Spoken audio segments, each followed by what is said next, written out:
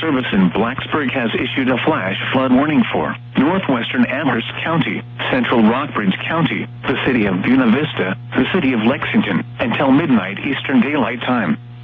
At 8:59 p.m. Eastern Daylight Time, Doppler radar indicated thunderstorms producing heavy rain across the warned area. Between 1 and 1.5 inches of rain have fallen. Flash flooding is ongoing or expected to begin shortly. Hazard: flash flooding caused by thunderstorms. Source: Doppler radar. Impact: flooding of small creeks and streams, urban areas, highways, streets and underpasses, as well as other drainage and low-lying areas.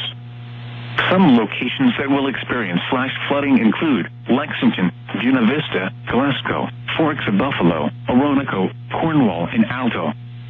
This includes the following locations: VMI. Additional rainfall amounts of 1 to 2 inches are possible in the warned area. This includes the following streams and drainages: Buffalo Creek, Broad Creek, Buffalo River, Brown Mountain Creek, Big Mary's Creek, Cedar Grove Branch, and Browns Creek.